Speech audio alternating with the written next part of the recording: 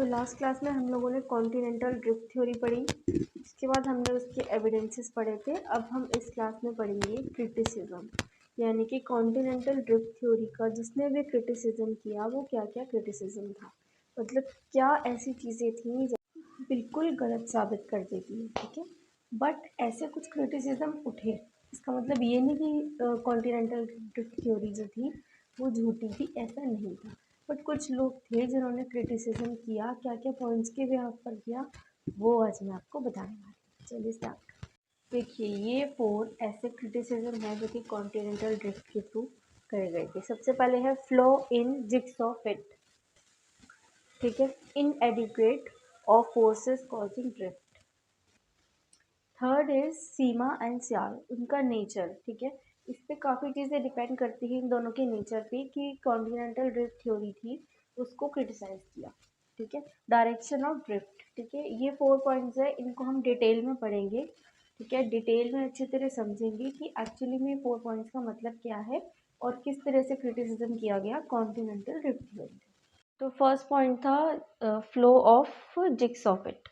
तो इस पॉइंट में क्या था, अगर हम अमेरिका और अफ्रीका के जो कोस्ट लाइन है उसको अगर हम ज्वाइन करेंगे तो उसमें वो पूरी तरह ज्वाइन नहीं होगी, ठीक है। जिग्सॉ फिट हमने किया था, उसके एविडेंसेस में एक पॉइंट था कि जो उसका एविडेंस है कि अगर हम अफ्रीका और अमेरिका की जो कोस्ट लाइन है उसको मिलाएंगे तो वो आपस में एकदम फिट होगी। बट इसमें क्रिटिसिज्म में क्या है, उनके बीच में क्रिटिसिज्म ये था कि 15 डिग्री का गैप आ रहा था। 15 डिग्री के गैप आने की वजह से वो अच्छी तरह से फिट 100% नहीं हो रहा था। तो ये एक क्रिटिसिज्म था।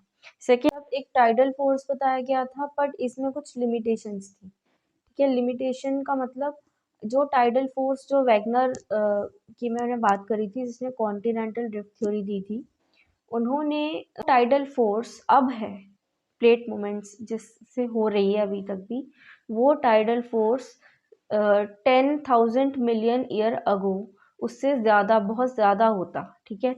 इतने टाइम्स स्ट्रॉन्गर होता, 10 टाइम्स स्ट्रॉन्गर था, ठीक है। तो ये थोड़ा सा होता है कि नहीं, ये क्रिटिसिज्म हो सकता है कि नहीं, कॉन्टिनेंटल ड्रिफ्ट नहीं था। उसके बाद nature of sial and sima. Sial and sima जो है वो मैं I think interior of the earth में हमने पढ़ा था, ठीक है। सियाल का मतलब होता है upper layer of the earth crust और सीमा का मतलब होता है lower layer of the earth crust. Crust सबसे ऊपर वाली लेयर होती है अर्थ की, हम पढ़ चुके हैं, ठीक है। इन दोनों के हिसाब से ना जो कॉन्टिनेंटल ड्रिफ्ट थ्योरी है, जो हिमालय है, ठीक है, जैसे हिमालय का निर्माण हुआ और भी जो ड्रिफ्टिंग पूरे लैंड की हुई, सीमा और सियाल का जो नेचर था कहीं पर बहुत ज़्यादा सॉफ्ट थी, कहीं पर बहुत ज़्यादा हार्ड थी।